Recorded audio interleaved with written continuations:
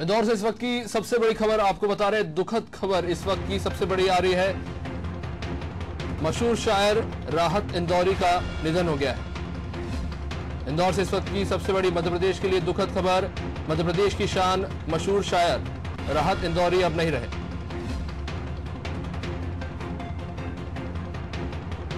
इस वक्त की सबसे बड़ी और दुखद खबर सामने आ रही है। मशहूर शायर राहत इंदौरी का निधन हो गया है। अभी कुछ ही समय पहले उन्होंने ट्वीट कर जानकारी दी थी कि वो कोरोना से संक्रमित है।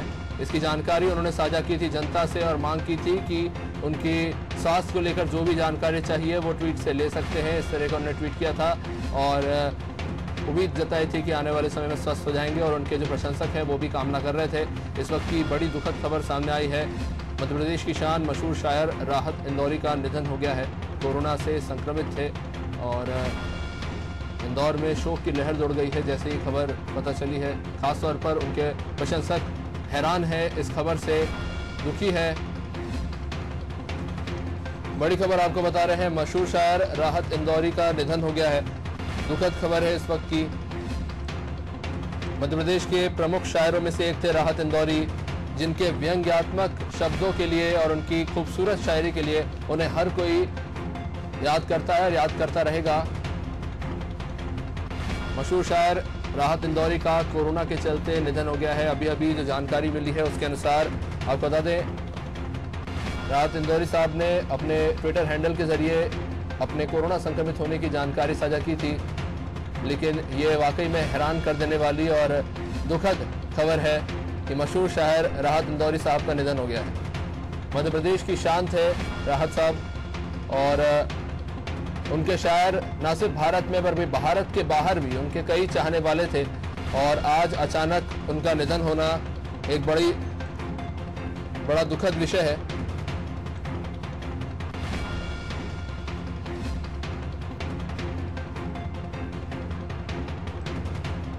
दुखद खबर इस वक्त की बड़ी खबर आपको बता रहे हैं। इंदौर शहर में से इस वक्त की बड़ी खबर सामने आई है।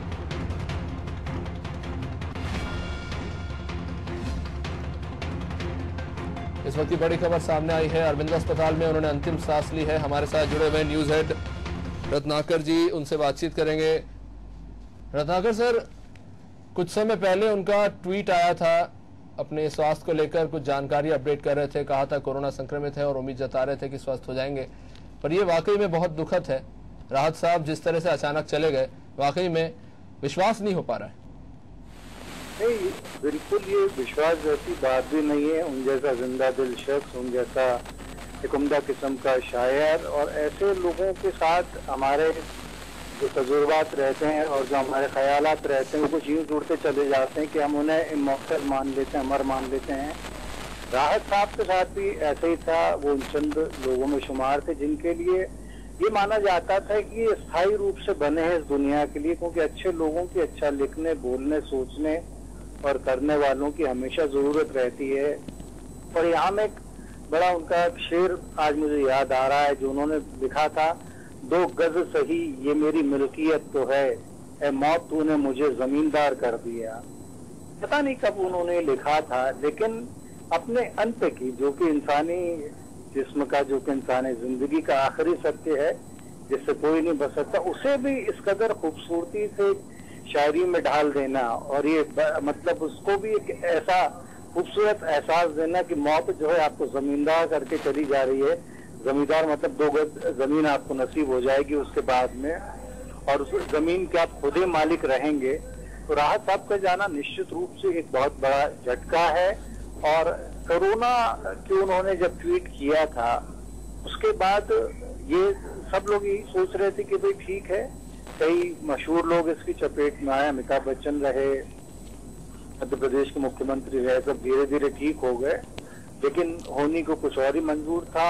उनके निधन की खबर बहुत ज्यादा दुखद है। और ये देखिए, एक इससे जो है, हालांकि किसी का इंतकाल कोई इस तरीके की बात उसके लिए नहीं की जानी चाहिए, लेकिन सारे लोगों को इस खबर से सबक लेना चाहिए कि कोरोना किसी को भी नहीं बख्श रहा है।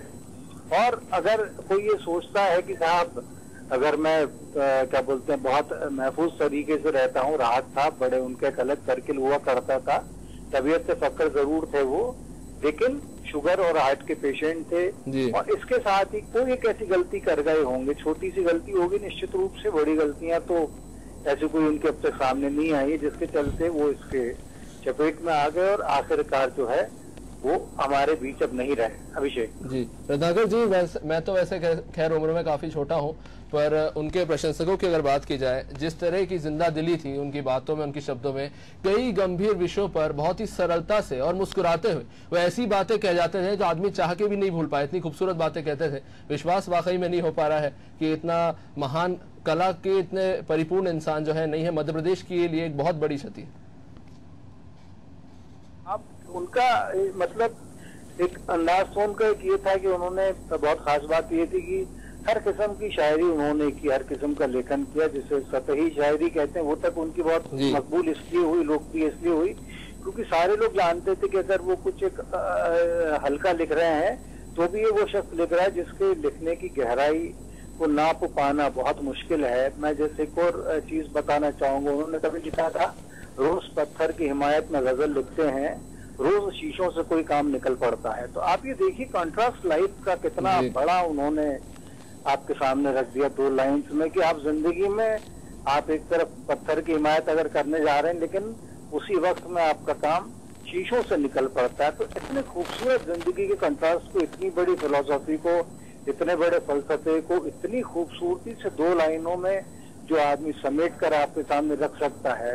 और तसव्वुरात जहाँ तक उनका था, जो तसव्वुर उनके लिखने में नजर आता था, आप ये कभी कल्पना कीजिए उस रात के उस वक्त की जब हम सब देखते हैं चांद तारे आसमान में निकले हुए हैं, सारा सब कुछ बड़ा खुशनुमा रात लगती है, लेकिन उसे आप देखिए शायरी से कैसे कोई जिंदा कर सकता है। रात साहब ने लिखा था, रोज तारों की नुमाइश में खलल पड़ता है, चांद पागल है अंधेरे में निकल पड़ता है। अब आप बताइए, जो जिंदगी को, जो कुदरत को जो शख्स इस कदर खूबसूरत शब्दों से एक नई पहचान दे दे, एक नई जिंदगी दे दे, एक नया आपका उसके लिए अफेक्शन दे दे, एक नया नजरिया दे दे, तो ऐसे लोगों का जाना बहुत ज्यादा खरता है। और खास तौर से ये चीजें और गमजदा इसलिए भी कर जाती हैं क्योंकि राहत साहब उम्र के लिहाज से तो चाहे जो भी स्थिति हो, लेकिन अपने जोश, अपने जज्बे, अपनी शायरी, और जैसा भी हम दोनों ने जिंदा दिली की बात की, उसके लिहाज से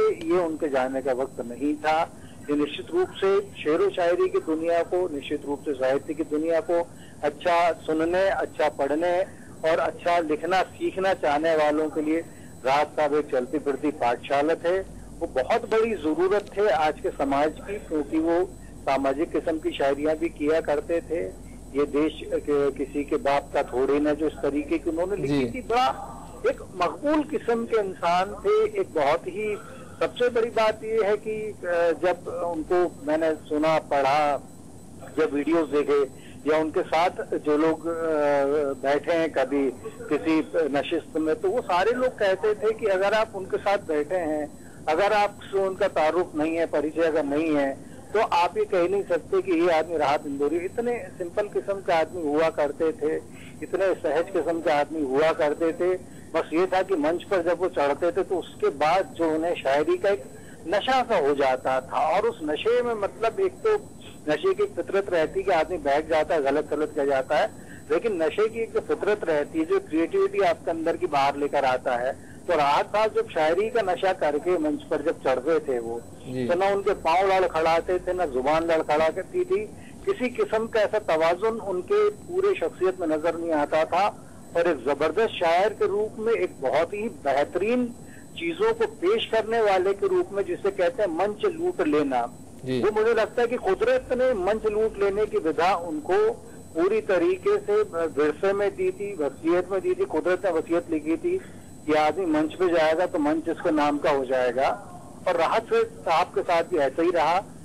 बहुत ही दुखद चीज है ये। और इसमें मुझे लगता है कि अब जैसे बीमार हो गए वो, तो अब आप देखिए कि सारी चीजों को कैसे विजुअलाइज करते थे अपनी शायरी में। बीमारी से उनका अंत हुआ, अभी हमने एक मौत वाली उनकी शेर का जिक्र किया था। बीमारी का देख ली तो लिखा है उन्होंने जगह, बीमार को मर्ज की दवा देनी चाहिए, मैं पीना चाहता हूँ पिला देनी चाहिए जी। अब आप देखिए मतलब कितना दर्द की दवा को आपने कहा कि भाई मैं पीना चाहता हूँ, जाहिर सी बात है यहाँ पीने से जो उनका आशय था, जो उनका मंतव्य था, वो शराब से था कि वो शराब पीना चाहते हैं। कि बीमार की दवा, मतलब इस किस्म के जो लोग होते हैं, इनकी जो बीमारियां रहती हैं। अभिषेक, मैं आपको एक शेर का जिक्र करना चाहूंगा जो राहत साहब का नहीं था, लेकिन एक शायर ने लिखा था, बड़े महान शायर ने, उन्होंने लिखा था, उसूल गंदुमो जो इस कदर नहीं मुश्किल, ये चंद ख्वाब है जो हमें दर बदर फिराते हैं। मतलब ये जो गेहूं होता है, जो ज्वार होता है, मतलब रोजी रोटी के उसूल इतने मुश्किल नहीं है, ये तो हमारे कुछ ख्वाब हैं जो पूरे नहीं होते, वो हमको इधर से उधर भटकाते हैं। तो जो ये लोग जो शराब में की जो बात करते हैं, एक ही मरकज इस किस्म का तलाशना चाहते हैं, किस तरह का केंद्र तलाशना चाहते हैं, सेंटर तलाशना चाहते हैं, जहाँ इनके जज्बात को एक पड़ाव मिल सके, उसको ठहरने की जगह मिल सके। तो वो जो सारी यात्रा रहती है, वो कभी शराब में चलती है, कभी शबाब के तस्वुर में चलती है, कभी गम के तस्वुर में चलती है, कभी खुशी के समंदर से होकर निकलती है। लेकिन इन सारी चीजों के पीछे, इन सारी हलचलों के पीछे अगर आप देखेंगे, अगर राहत इंदौरी साहब का नाम है, अगर मुनव्वर राणा साहब का नाम है, अगर एक दौर में मिर्जा गालिब का नाम हुआ करता था, मीर का नाम अगर हुआ करता था, तो हम पाएंगे कि सारे जज्बात के पीछे दुनियावी जो चीजें होती हैं, इससे इनके अलग किस्म के जुड़ाव के पीछे एक बहुत ही महान शख्स, एक बहुत ही महान कलाकार, एक बहुत ही उत्कृष्ट किस्म का रचनाकार छिपा हुआ होता है। बहुत अफसोस की बात है कि ऐसा ही एक चेहरा आज हमारे बीच से हमेशा के लिए जा चुका है, और राहत साहब हमेशा अपने चाहने वालों के दिल में जिंदा रहेंगे। अभिषेक, शुक्रिया रत्नाकर जी, बात करने के लिए समय हमारे पास क्या सीमित है। और ये सही बात है कि एक कलाकार, एक बड़ा कलाकार आज हमारे बीच से चला गया। ज्यादा दुख होता है किसी और व्यक्ति के जाने से, कई ज्यादा दुख होता है। तो कलाकार जो होता है आपसे व्यक्तिगत रूप से जुड़ा होता है, उसकी हर एक बात आपको याद आती है, जो चाहे अनचाहे रूप से आपके साथ जुड़कर रह जाती है। और वाकई में मुश्किल होता है, खासतौर पर जिस तरह से अचानक ये सब हुआ। 70 साल की उम्र में राहत साहब, जिन्होंने कुछ समय पहले ट्वीट किया था कि कोरोना संक्रमित है, वो आज अब हमारे बीच में नहीं है। मध्य प्रदेश के महान शायर, बड़े कलाकार, उनके शब्द आज भी उनके प्रशंसकों के लबों पे है जब भी उनका नाम आता है। ये शब्द जो है उनके इतने मशहूर हैं कि कोई भूल नहीं सकता है। मध्य प्रदेश के इतिहास के महान कलाकारों में से एक है, और 70 साल की उम्र में आज दुनिया को विदा के गए। जान थोड़ी है, जान थोड़ी है, जान थोड़ी है। अगर खिलाफ है होने दो, अगर खिलाफ है होने दो, जान थोड़ी है। ये सब धुआं है, कोई आसमान थोड़ी है। अगर खिलाफ है होने दो, जान थोड़ी है। ये सब धुआं है, कोई आसमान थोड़ी है, कोई आसमान थोड़ी है। लगेगी आग तो आएंगे घर के ही।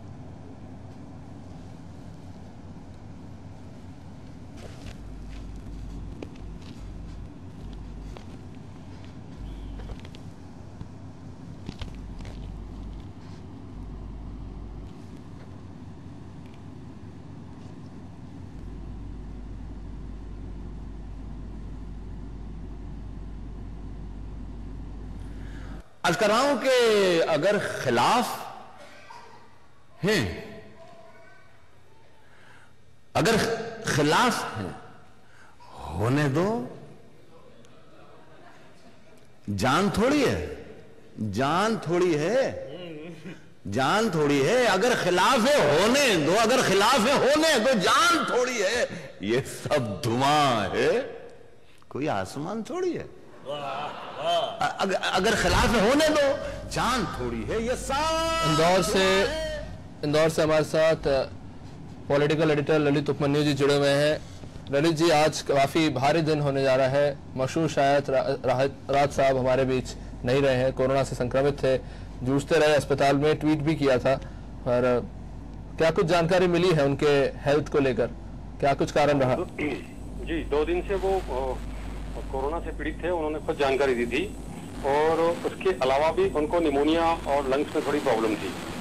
और मेरी डॉक्टर भंडारी से बात हुई, अभी जो अरबिंदो की अथॉरिटी है उनसे मेरी बात हुई, तो उन्होंने कहा था कि उनको एक के बाद एक 2 अटैक आ गए बेड पे ही, वहीं पे इसी कोरोना के इलाज के दौरान ही। फिर वो एक बार थोड़ी देर के लिए सर्वाइव भी किए थे, लेकिन बाद में फिर सडनली उनकी डेथ हो गई है।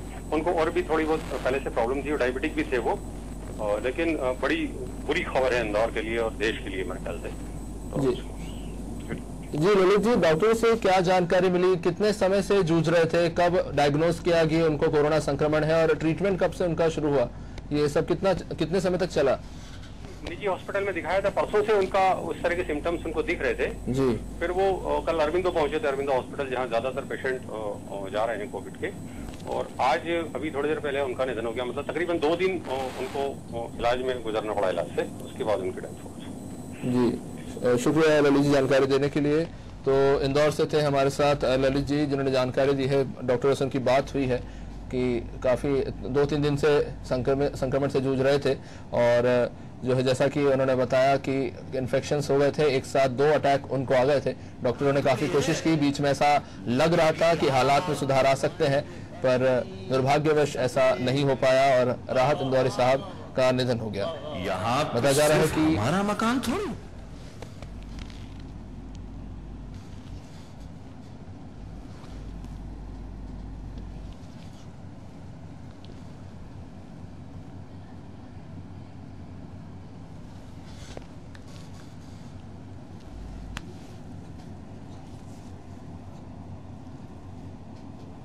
हमारे साथ जुड़े हुए बीजेपी के राष्ट्रीय महासचिव कैलाश विजयवर्गीय जी।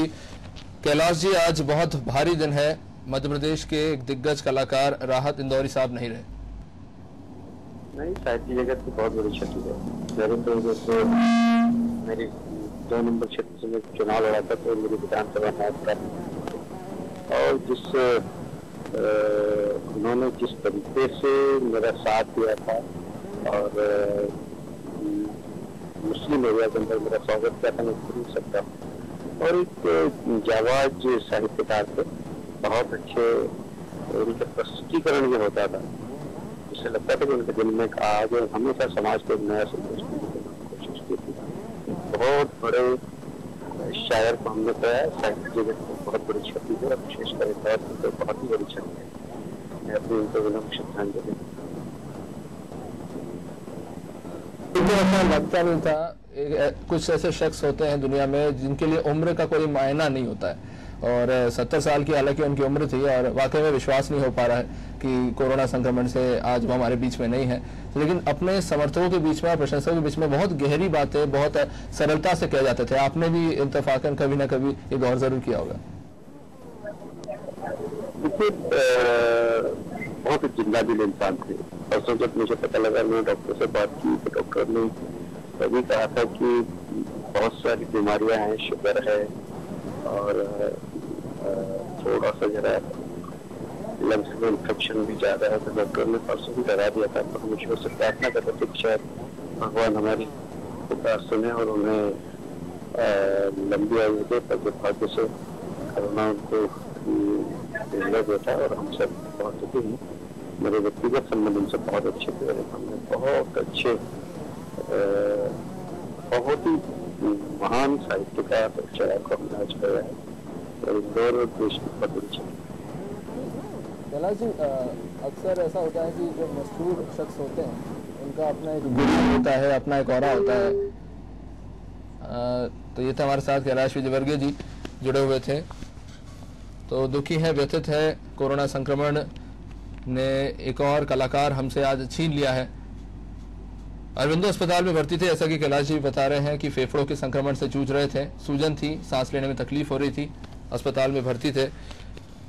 और जैसा कि उन्होंने अपने ट्वीट में भी लिखा था कि कोरोना के शुरुआती लक्षण उनमें दिखाई दिए थे, और उनका जो कोरोना टेस्ट था वो पॉजिटिव पाया गया था, जिसके बाद उन्हें अस्पताल में एडमिट करना पड़ा था। उन्होंने लिखा था कि दुआ कीजिए जल्द से जल्द इस बीमारी को हरा दूं, और शायद ऐसा संभव नहीं हो पाया।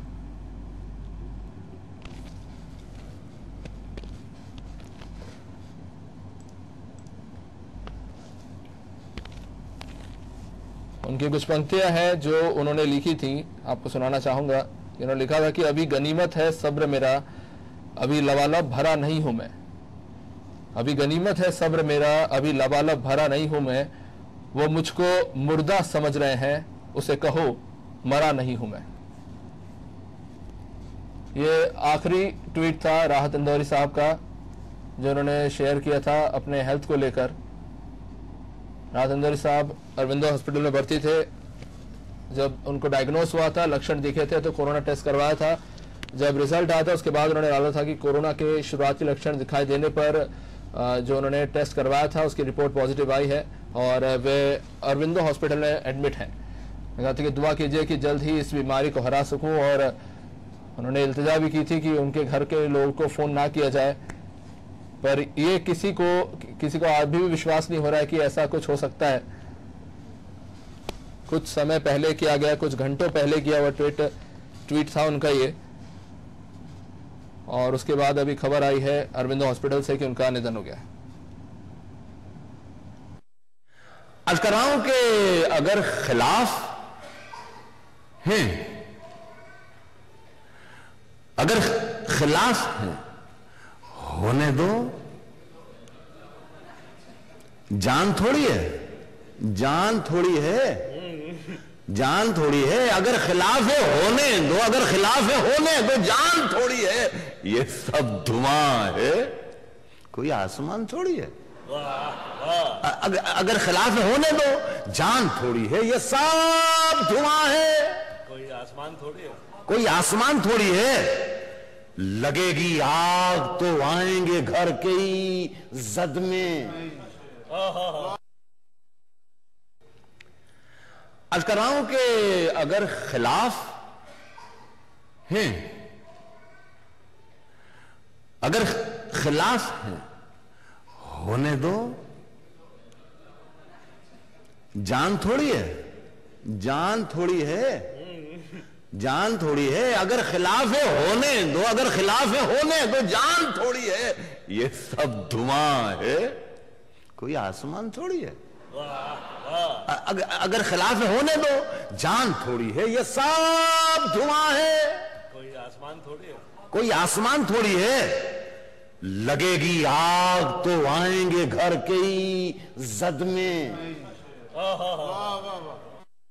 यहां पे सिर्फ हमारा मकान थोड़ी है।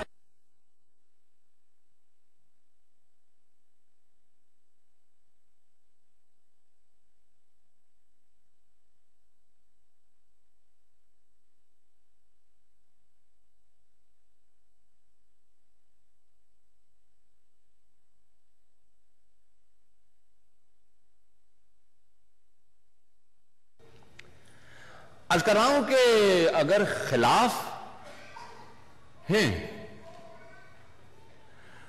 अगर खिलाफ हैं, होने दो, जान थोड़ी है, जान थोड़ी है, जान थोड़ी है। अगर खिलाफ है होने दो, अगर खिलाफ है होने दो, जान थोड़ी है। ये सब धुआं है, कोई आसमान थोड़ी है। अगर खिलाफ है होने दो, जान थोड़ी है। ये सब धुआं है, कोई आसमान थोड़ी है, कोई आसमान थोड़ी है। लगेगी आग तो आएंगे घर के ही जद में। यहां पे सिर्फ हमारा मकान थोड़ी है।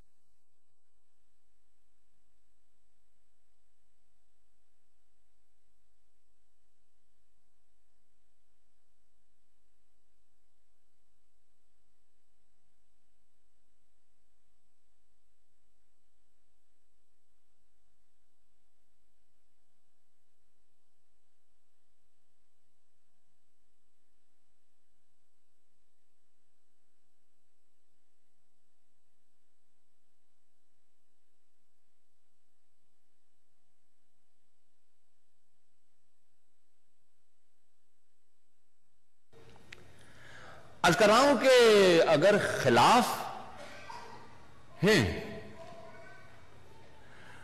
अगर खिलाफ हैं, होने दो, जान थोड़ी है, जान थोड़ी है, जान थोड़ी है। अगर खिलाफ है होने दो, अगर खिलाफ है होने दो, जान थोड़ी है। ये सब धुआं है, कोई आसमान थोड़ी है। अगर खिलाफ होने दो, जान